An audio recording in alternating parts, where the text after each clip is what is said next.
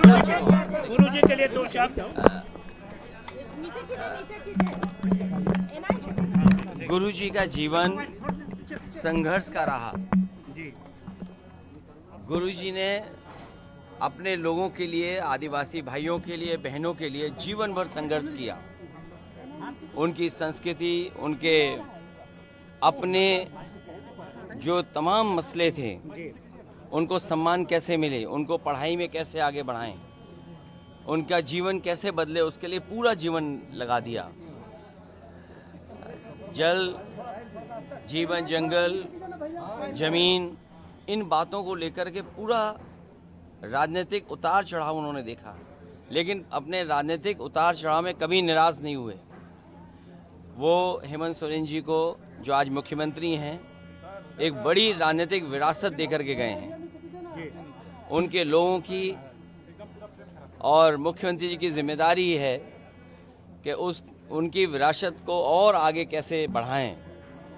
जो उनका सपना था कि आदिवासी भाई बहन और जल, जंगल, जमीन का जो संघर्ष है, उसको और कैसे सम्मान और उनका जीवन स्तर कैसे बेहतर हो, उन चीज़ों को और आगे बढ़ाना है। सर आदिवासियों के जीवन स्तर को किस रूप में आप देख रहे हैं देश में? आप इधर दुनिया की भागदौड़, दुनिया की जो चीज़ें, बदलाव दिखाई दे रहा है, उनकी पढ़ाई को लेकर के, उनकी शिक्षा को लेकर के, और कम से कम जीवन स्तर ऐसा हो जहां वो अपने बच्चों के, अपने घर वालों की पढ़ाई कर सकें।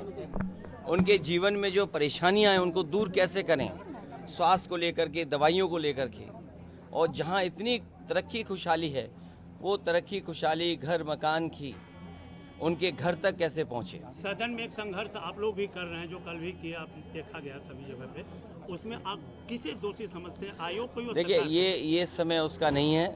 आज मैं मुख्यमंत्री जी हेमंत सोरेन जी और उनके परिवार, उनके सहयोगी साथियों से मिलने आया था, और इस दुख की घड़ी में, उनके दुख में हम सब साथ हैं उनके। वो हमारे साथी हैं और लगातार हम लोग मिलते रहे हैं, एक दूसरे के साथ काम किया है। तो आज इतना ही कि जो उनके पिता गुरुजी इतना बड़ा राजनीतिक सम्मान दे के गए हैं, उस राजनीतिक सम्मान को और आगे बढ़ाएं। धन्यवाद। Thank you.